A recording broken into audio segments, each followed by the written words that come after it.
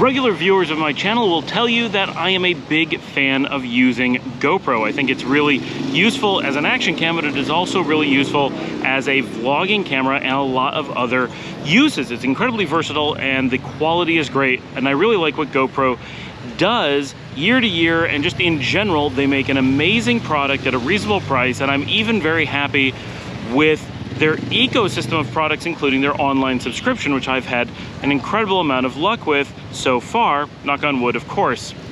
In 2022, the CEO of GoPro announced that they have 4 cameras coming out this year, which is interesting because they've certainly never made 4 products in the same year before, and typically they only have 1. Once in a while they have 2, so this is potentially a pretty big deal.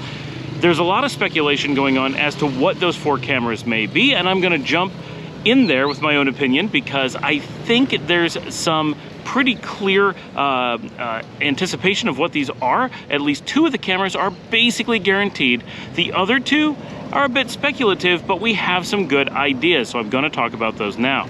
Let's start with what we know. We know that 2022 is definitely going to bring out the Hero 11, the incremental improvement to the GoPro line that's been going on for 11 generations, and that's what I'm recording on now is one of the Heroes. This is the staple product that GoPro has always had. There's no way that GoPro can abandon this, and in their statement from their CEO, they alluded to the fact that this camera was simply going to be upgraded. You can see that in the text of the conversation that he had. So we're confident that GoPro is not going to upset the apple cart and change their mainstay camera. We're going to see just the regular annual upgrades that we expect. We don't know what those upgrades are going to be for 2022, but we can look at the pattern of the last 10 years and have a pretty good idea of what they're likely to be and where we're likely to see improvements. I'll do another video where I talk about what I would like to see in the Hero 11, because I have some of my own opinions as to things that are lacking for me personally in the GoPro, but overall I'm a huge fan of the platform and really looking forward to just seeing where they go. The second camera that we essentially know for sure that they're going to bring out is the Max 2. We don't know its name. The Max 2 is a reasonable one. So far, GoPro has only made 2 cameras in their 360 line, the Fusion, and then replaced it with the Max, essentially the Fusion 2. That's been 3 years. GoPro has a powerful new processor, several generations of improved sensors, and a lot new technology that has all come out since the last time that they released a 360 camera. The Max is getting long in the tooth as far as 360 cameras go.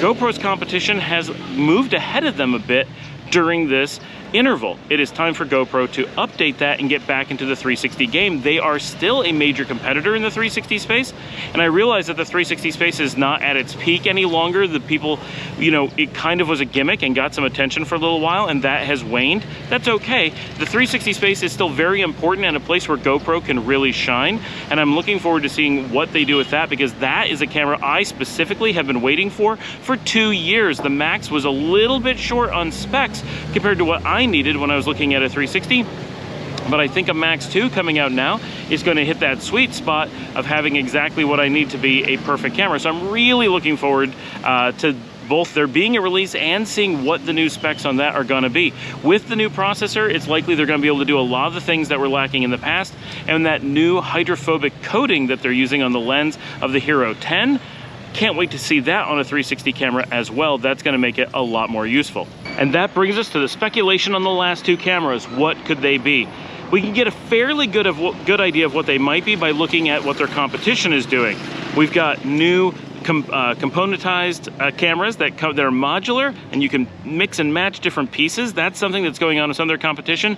I think those things are pretty goofy, and I'm hoping that GoPro doesn't go that way, but it is potentially a tertiary camera, so maybe as a tertiary camera that would be something cool, but it's not what I'm expecting.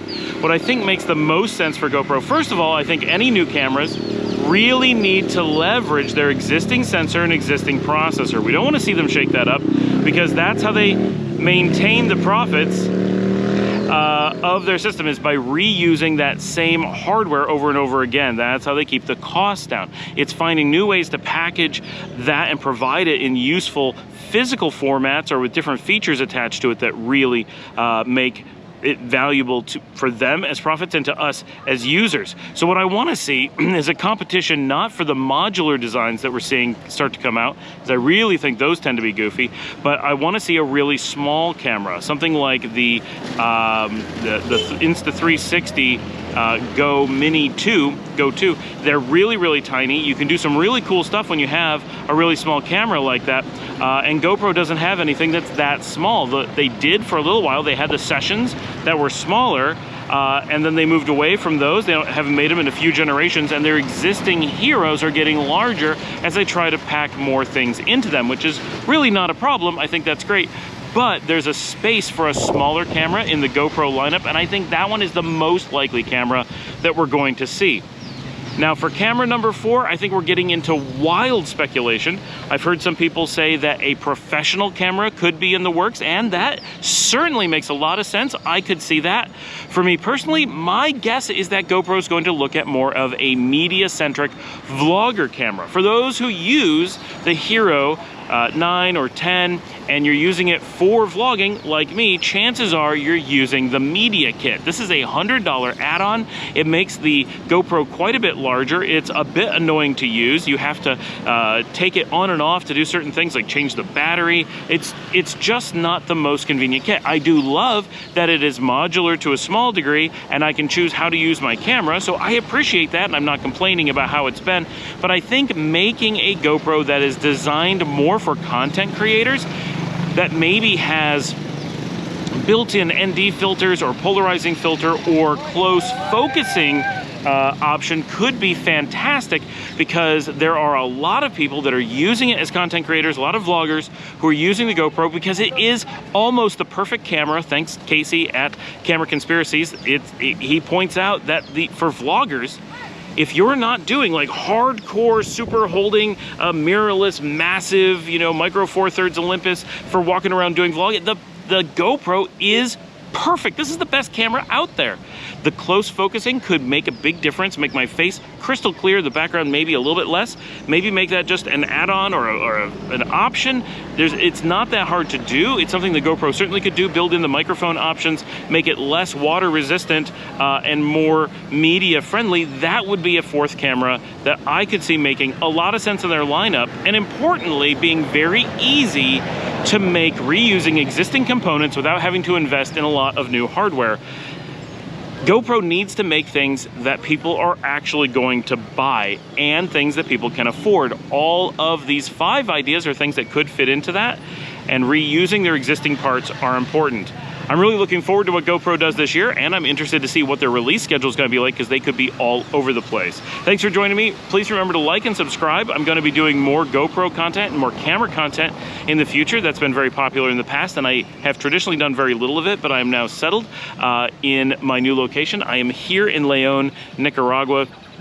I do most of my vlogging on the Hero 9 currently, and I do use a number of cameras. I do a lot of videography and photography now that we are here, so I'm going to be turning to a lot more camera content, which I think my audience is going to appreciate. I'll see you next time.